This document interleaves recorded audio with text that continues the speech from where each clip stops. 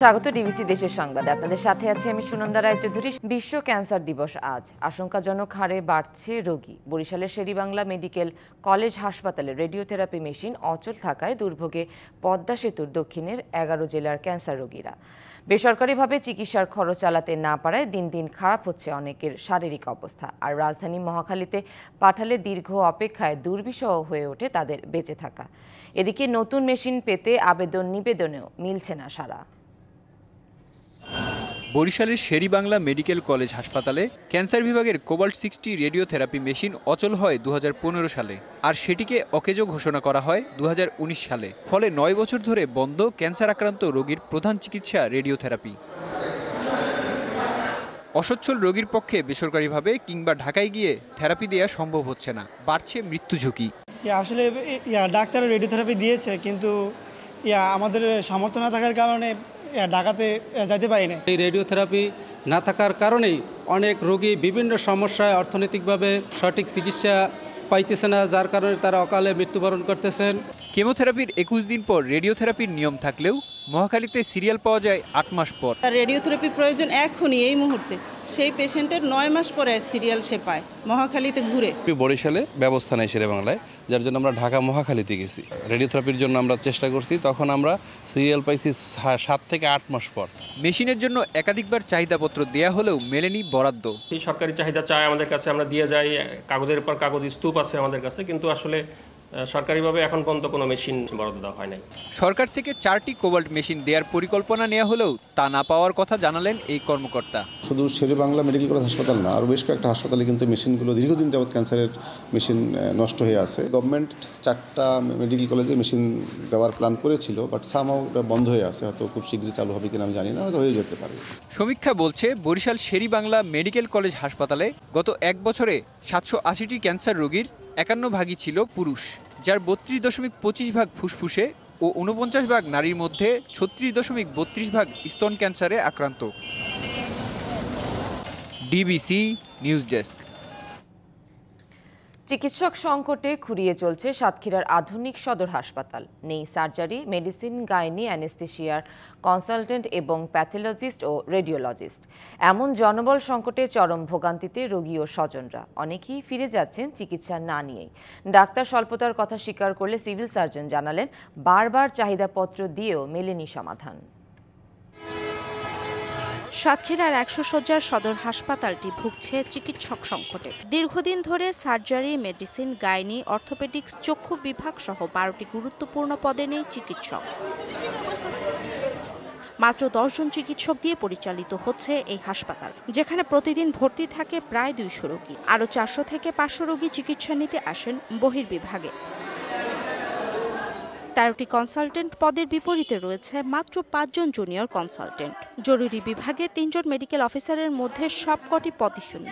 কোনো প্যাথোলজিস্ট ও রেডিওলজিস্ট না থাকায় সেবার মান তলানিতে।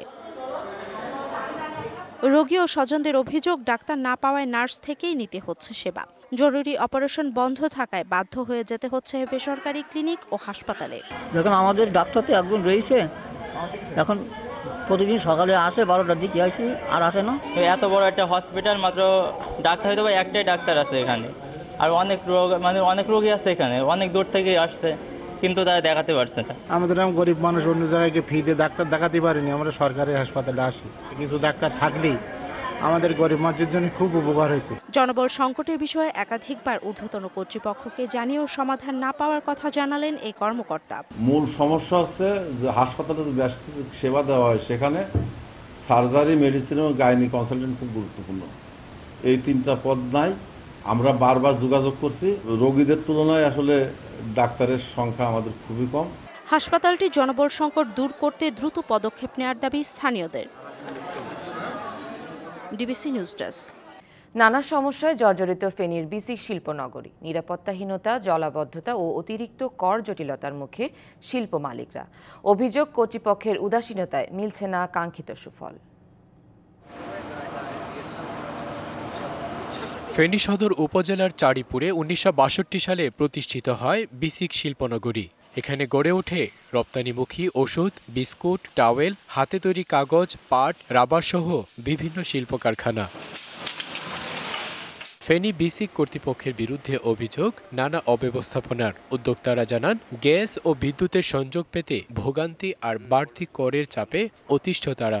যে বিসিক আমাদের প্রতিবন্ধকতাগুলো দূর করার কথা ছিল, আমাদেরকে সার্বিক সাপোর্ট দেওয়ার কথা ছিল। আমাদের সেই দিক থেকে আমরা যদি বলি যে বিসিক শিল্প অঞ্চলে আমরা কিন্তু শিল্প করেছি, কিন্তু আমরা প্রতিবন্ধকতায় জর্জরিত।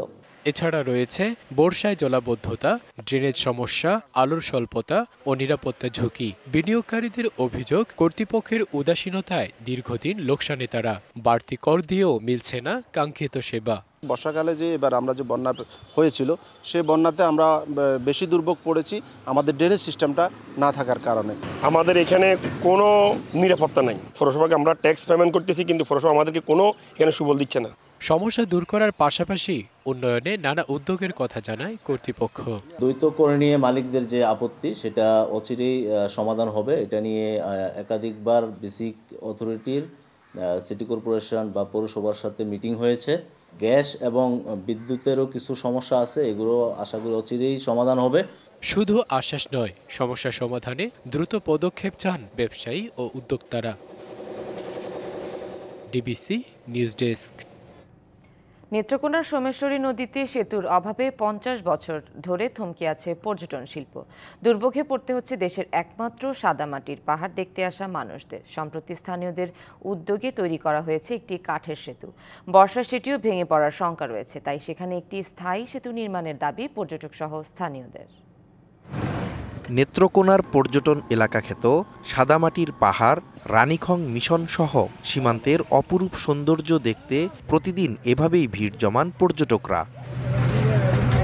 তবে সীমান্তের পাহাড় কন্যা খ্যাত সোমেশ্বরী নদীতে কোনো সেতু না থাকায় দুর্ভোগে পড়তে হয় পর্যটকদের। শুধু এই অস্থায়ী ব্রিজ, এটি একটা সিজন পর্যন্ত থাকে, বর্ষাকালে এটি ভেঙে যায়। আমাদের দুর্গাপুর উপজেলা প্রাকৃতিক সৌন্দর্য লীলাভূমি পর্যটন শিল্প হিসেবে তৈরি হবে। দুর্ভোগ কমাতে স্থানীয় উদ্যোগে তৈরি সেতুটিও বেশ ঝুঁকিপূর্ণ, তাই ওই স্থানে একটি স্থায়ী সেতু চান এলাকাবাসী।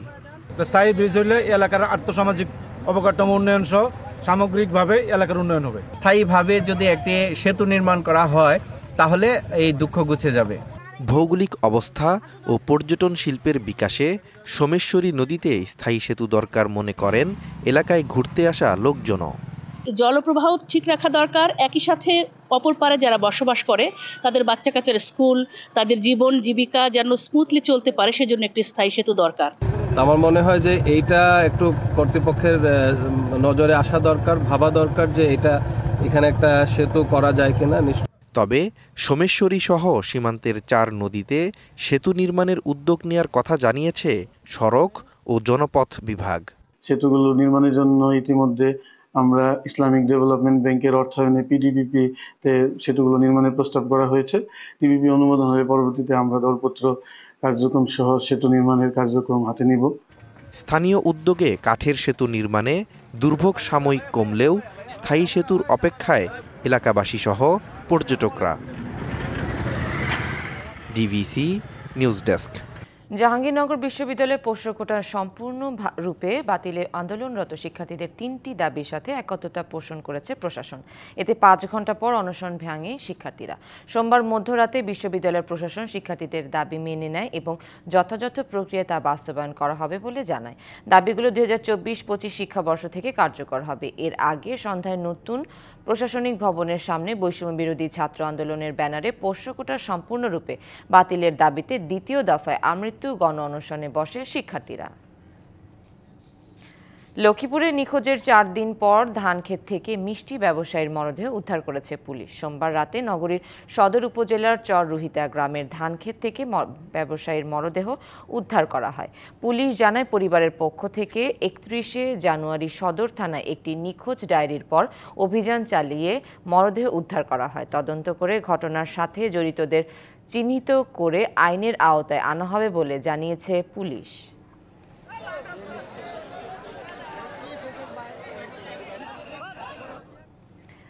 মাছের রাজ্য কাপ্তাই হ্রদ। ছোট ট্যাংরা, কাতলা, চিতল, কালবাউস, কাচকি, বাচা, আইর, চাপিলা সহ হরেক মাছ আটকা পড়ে জালে। হ্রদের তরতাজা মাছ চলে সারা দেশে। চলে যায় সারা দেশে। কাপ্তাই হ্রদের মাছ আহরণে সরকার প্রায় ৯৫% রাজস্ব আদায় করে ছোট মাছ থেকে। অন্যদিকে হ্রদে বড় মাছ বৃদ্ধিতে পদক্ষেপ নেওয়ার কথা জানান বিএফডিসি কর্তৃপক্ষ। দক্ষিণ এশিয়া বৃহৎ কৃত্রিম জলাধার কাপ্তাই হ্রদ ৭২৫ বর্গ কিলোমিটারের এই হ্রদ দেশের মিঠা পানির মাছের অন্যতম উৎস। ৬৫ থেকে ৭০ প্রজাতির মাছ পাওয়া যায় এই হ্রদ থেকে। একসময় কার্প জাতীয় মাছের সম্ভার থাকলেও দিন দিন তা কমে আসছে। বরং পুষ্টিগুণে সমৃদ্ধ কাচকি, চাপিলা, মলা, ঢেলা সহ বিভিন্ন ছোট মাছ বেশি ধরা পড়ছে। পরিমাপ ও শুল্কায়ন শেষে এসব মাছ যাচ্ছে ঢাকা, চট্টগ্রাম, কুমিল্লা সহ দেশের বিভিন্ন অঞ্চলে। তবে অবতরণ ঘাটগুলোতে আনা মাছের প্রায় ৯৫% চাপিলা আর কাচকি। এতে রাজস্বও আসছে কম। এখানে কোনো সরকার রয়্যালটি পায় না বড় মাছের, যেটা পায় এই গুঁড়ো মাছেরই পায়। মূলত আমাদের ব্যবসাটা এখন চলে আসছে কাচকি চাপিলের উপরে। এই ছোট মাছগুলো আমরা সরকারকেও রেভিনিউ দিই, সরকারও লাভবান হয়। লেগে বড় মাছ বলতে নাই, যা টুকিটাকি ইনকাম হয় ছোট মাছের উপর, বড় মাছ আমরা আনতেই পারি না। ১ সেপ্টেম্বর থেকে ৩১ জানুয়ারি পর্যন্ত প্রথম ৫ মাসে জেলার ৪টি মৎস্য অবতরণ ঘাটে ৬৫০০ মেট্রিক টন মাছ অবতরণ হয়েছে। শুল্কায়ন বাবদ রাজস্ব আদায় হয়েছে ১৩,৪০,০০,০০০ টাকার বেশি।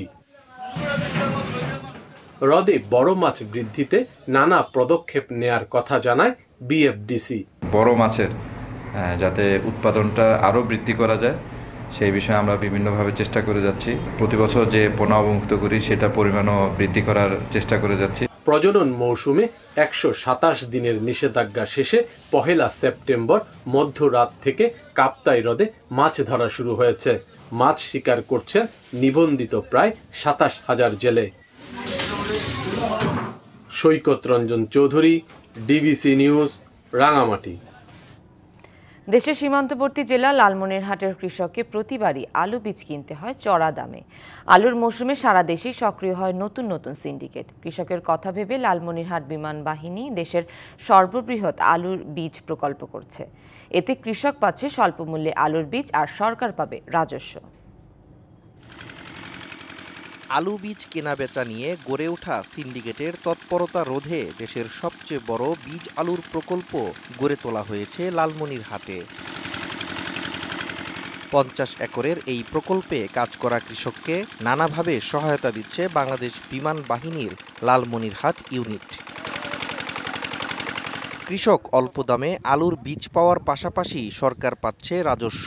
আমরা আশা করছি ৫০০ টনের মতো আমাদের বীজ আলু উৎপাদন হবে এবং ৫০০ টনের ভিতর 50 থেকে 60% বীজ আমরা বিডিসিকে দিয়ে দেবো, বাকি বীজ স্থানীয় কৃষকদেরকে আমরা বিতরণ করব।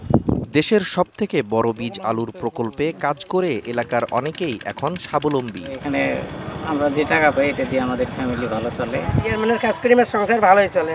আমরা যারা গরিব মানুষ আছি আমরা অনেক পয়সা এখান থেকে পাই। সরকারি পতিত জমি ব্যবহার করে আগামীতে আরও বড় পরিসরে আলু বীজ উৎপাদনের পরিকল্পনার কথা জানান গ্রুপ ক্যাপ্টেন মমিনুল ইসলাম।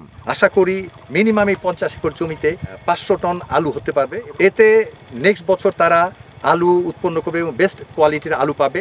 ইনশাল্লাহ এবছর আমাদের পর্যাপ্ত পরিমাণে আলু হবে। ভবিষ্যতে আমরা এর পজিশন আরও উপরে নিব এবং এটা আলু বিদেশে রপ্তানি করার চিন্তা আছে আমাদের। চলতি মৌসুমে ৫০০ টনের বেশি বীজ আলু উৎপাদন ও সরবরাহের আশা করছেন সংশ্লিষ্টরা।